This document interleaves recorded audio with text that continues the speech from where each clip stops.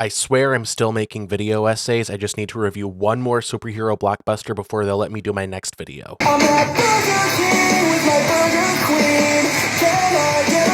So I just got done seeing the Batman like an hour ago. If I had to put it into a word, I would say it's good.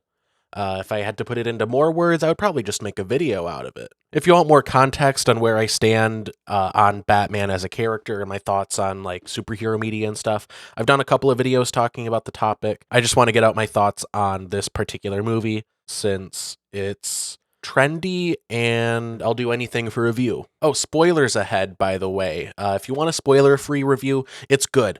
Watch the movie and then come back and watch this. So getting the surface level stuff out of the way, I really like the new Batman suit. I mean, any time a new Batman, anything is released, the first thing that people talk about is the suit. And I think this one is a really good adaptation. I like how cobbled together it looks. It looks very much like this Bruce Wayne made this Batsuit in a way that other iterations don't. It doesn't feel that way. Like this version of the Batsuit feels like a better execution of what they were going for in Batman Begins. I like the big collar on it. I like that the cape and the cowl are two separate things. Just in live action, it's never worked with having them like be one thing, you know? And unlike other Batman movies, this one doesn't like shy away from the eye makeup. Other movies, they just kind of sweep it under the rug. Like he obviously is wearing eye makeup, but you never see him like have to deal with it. This movie leans into that and makes this the most emo iteration of Batman we've seen so far. Because tonight will be the night that I will fall for you. I like the various gadgets. I like the contact lens camera. That feels like a very Batman thing, and I'm surprised we haven't seen something like that so far. Maybe we have, I just don't know about it. Oh, and the wingsuit. That was really goofy, and I loved it. Andy Serkis is a decent Alfred. I just wish that we had more time to get to know him. He gets like maybe 10 minutes of screen time. It just feels like he's barely there. Although we do get a good sense of their relationship. Seeing Bruce and Alfred interact in the movie, you get a pretty good understanding of how they are, you know? You feel their history together. And the atmosphere is pretty dark and fairly grounded, but in a way that maintains the DNA of Batman. In my other videos, I've talked about the differences between the Dark Knight and like the 1960s Batman. Basically, my complaint is that the Dark Knight swings too much in the direction of dark and gritty and grounded, and I praised Adam West for his portrayal of Batman. Adam West did a great balance of being a very goofy but a very serious version of the character. To sum it up, he basically delivers very goofy lines in a very serious way, and Robert Pattinson deserves this same praise. His version of the character is, I mean, let's be honest, pretty silly. Because tonight... But Rob Bat plays it with such a level of commitment. Overall, the movie is very self-aware. It knows that it's a movie about this guy. But it's also a gritty detective story, and I appreciate that. This is a story about corruption, organized crime, and hidden familial ties, and so that can only mean one thing. I can't follow it for the life of me. I'm usually pretty bad at following detective stories, but I still enjoyed this movie for what that's worth. I went in with an average Batman fan's level of prerequisite knowledge, but my girlfriend said it was kind of hard to follow all the names they kept saying. Honestly, it's gotta be pretty hard to care about what Mr. Macaroni has to say if you don't remember who Mr. Macaroni is. I wouldn't count that against the movie, though. I'm just not smart. So this is a very young version of Batman. He's only in his second year of Batmaning. And right away, you can tell that he has a lot of room to grow. He's fueled by blind rage, he's a little clumsy, and he's pretty naive at times. A big part of this movie is Batman learning how to be a hero. His positive change is demonstrated at the end of the movie when he decides to be a positive force for good for the people of Gotham instead of a symbol of vengeance and fear. The Riddler is great in this movie. I appreciate that he is basically the same character that Adam West fought back in the day. What weighs 6 ounces sits in a tree and is very dangerous.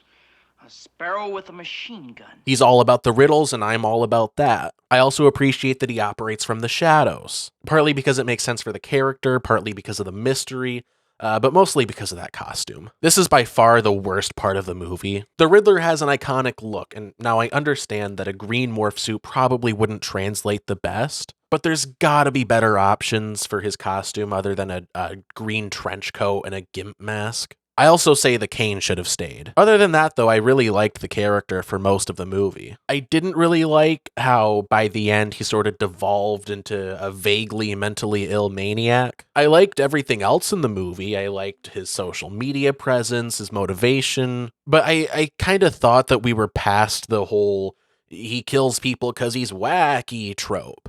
I thought this character was really intriguing and compelling up until they made him a standard crazy villain. I really like this version of Jim Gordon. I think he's a pretty interesting take on the character. He's basically the only clean cop left. Pretty much his whole deal is that he's the one guy that the crime bosses don't control. I like his journey of first trusting the institutions of Gotham. He trusts his fellow cops, but then, as the Riddler exposes more public officials and as Batman digs deeper into the case, he starts to realize he can't really trust anyone. Gotham's institutions are corrupt, and Gordon has to learn how to deal with that. But then at one point he calls upon like his clean cop allies to show like he doesn't have all of us in his pocket or whatever. And then it feels like pretty much the whole police force is there. So it's like the movie's trying to have it both ways. The whole system is rotten to the core, but also it's just a few bad apples. Overall, I rate this movie somewhere between Spider-Man 2 and Into the Spider-Verse. No, seriously though, I really do like this movie. I like the balance that it strikes between being dark and gritty, but also a silly Batman story. It's very much the same DNA as Batman 66. And I appreciate that. I've talked about how the Suicide Squad is a good example of what I want superhero media to be, where it's lighthearted, but also very adult. I liked that for Suicide Squad. I liked how this wasn't just an episode of Criminal Minds. They could have easily done what they did to The Dark Knight and take all of the Batman aspects out of it. But I appreciate that they committed to some of the goofier bits. I like the riddles. I like all that stuff. And I like Robert Pattinson as Batman. I know he said that he wants to have a Robin in future movies, and yeah, I totally agree with that. Yeah, I can't wait to see what they do next with them. I hope that they continue this franchise. But yeah, those are my first impressions. I might do a deeper dive once I have some time to sit with it for a little bit, preferably once the Blu-ray comes out, so I can have some footage for the video. If you like this video, like and subscribe. If you disliked it, sorry, YouTube says you can't do that anymore. I have a podcast because of course I do, so go check that out, link in description. And then George is like, well, we need to be creative, and it's hard to do that when you're trying to order us around. And then John is like, Mom and Dad are fighting again. And then Ringo's like, I'm just here because I was better than Pete Best. I wrote a song about an octopus. I wrote a song about an octopus. That's great, Ringo. We're going to put that right on the fridge. On the fridge. Right there. Right where it belongs. I now have a Patreon where I'm going to be posting early episodes of that show, along with early access information about future videos that I'm working on. Right now, I'm working on an Office Space video, and I'm going to be posting updates there. I'm still working on getting the script written, so if you want updates, you can join the $1 tier. And if you want to get your name put on the end of my videos, like other YouTubers do, you can join the $5 tier.